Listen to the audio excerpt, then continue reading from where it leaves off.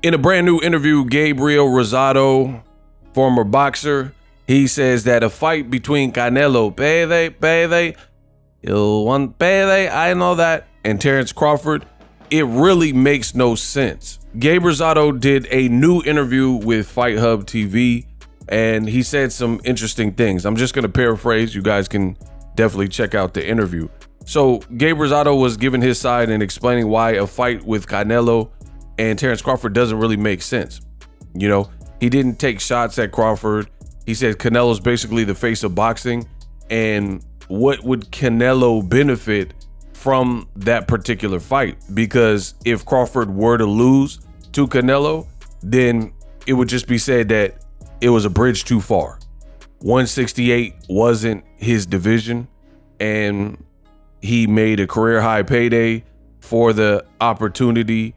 And again, he could just fall back and say, hey, you know, had a hell of a career, 168 was too much. Or if Terence Crawford were to beat Canelo Alvarez, then that obviously would be bad for Canelo's legacy. Now, the thing I find very interesting is your boy Ego said exactly that, you know, almost to the T and almost verbatim.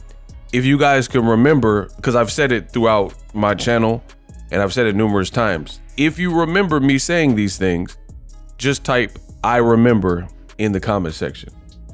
So I got to be the best in the business, and it's not even close.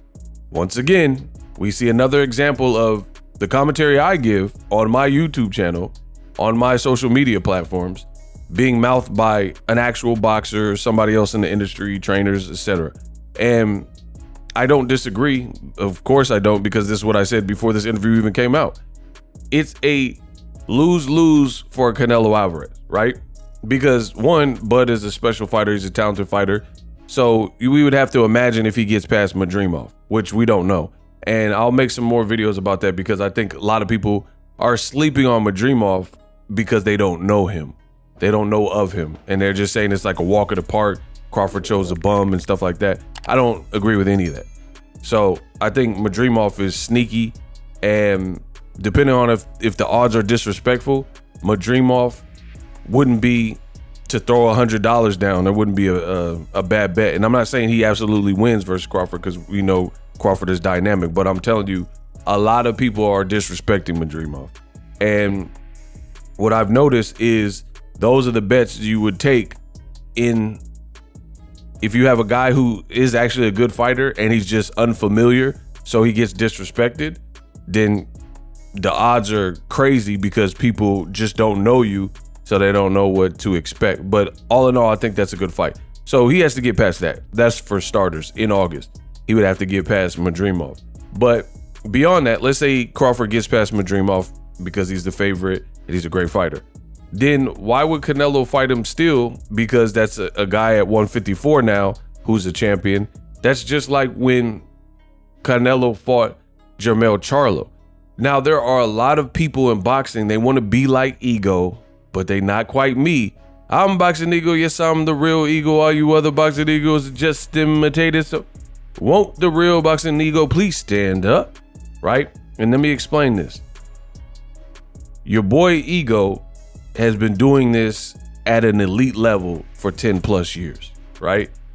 There's people who have these quote unquote rules, and they're not even consistent with their own rules. Meaning, if you go to so-and-so's YouTube channel or TikTok or whatever social media platform they put their opinions out, right?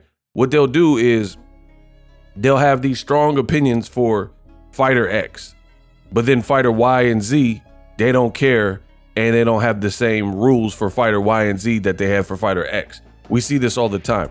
So let me give you guys an example. If you guys dated back, this is how consistent I am. This is showing you that I'm the best in the business, and it's not even close. The reason that I stay true to what I believe, because at my core, this is who I am. So the only reason I'm gonna change my opinion, if it's a quote unquote rule, is if somebody proves me wrong. And that doesn't happen all too often.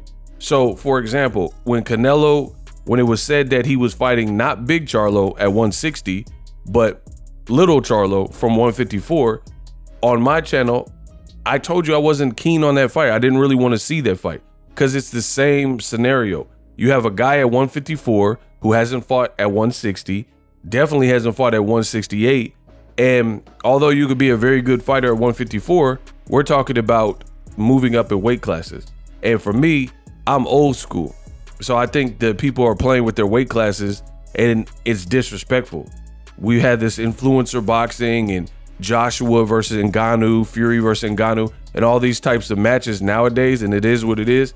But weight classes exist for a reason, so I'm not a big fan. Like, imagine Naoya Inoue, as good as he is, he can move up 2, 3, 4 pounds, and you're in a completely different field with different types of guys, and they might be able to take your power. And that's like 2, 3, 4 pounds maybe, right? And it's a noticeable difference. You'll be able to tell that guys is hitting harder, stronger, more durable, etc. So when you get to like 40 to 47, that's a jump. That's 7 pounds, right? Or 47 to 54, 54 to 60, 60 to 68, that's 8 pounds, right? It's just a different ball game. So I strongly believe that. And Crawford, although he doesn't fight like Jermell Charlo, you can say, oh, this guy's better, this guy. It's still a guy coming from 54. So I agree with Rosado, is what I've been saying. It doesn't benefit Canelo, and Canelo's the A side over Crawford, clearly. So what would be the reason for him to take that fight? I know a lot of people are trying to frame it and like, oh, Canelo's ducking Crawford. It's just, boxing has always been a business, and it gotta really make sense. Like, I would say the same thing if it was Crawford. If there's some guy like, let's say Teofimo was still at 135 and Crawford's at 47 or 54 and he's undisputed, right? And then if the business makes sense, maybe you make the Teofimo fight if you could jog up enough interest or noise, or you don't have any options. But, you know, what would Crawford gain from beating the 135-pound Teofimo Lopez, who had if he had no fights at 40 and no fights at 47, and Crawford was undisputed at 47? It's the same concept. So I don't see why people are so excited other than the namesake. And that's kind of like a casual, for me, that's kind of the casual approach. Like, you got a fight like Crawford and Madrimov. I've been saying, I think it's going to be a good fight. I think it's going to be a challenging fight, right? But because people aren't really familiar with Madrimov and they only made no Crawford, then they're discounting it. But then people want to see Crawford versus Canelo just because the names are big enough. But there's a lot of fights that could be just as good, if not greater. You just got to know who's fighting. And if you don't know, like, let's say Pitbull Cruz and Rayo, that's a great fight. But if people don't know who Rayo is fully, then maybe people aren't as excited or anticipating it. But for me, I look at the matchup, and all in all, the Crawford versus Canelo fight, it really just doesn't make sense. It's just like out of place. You know, what would we be seeing that for?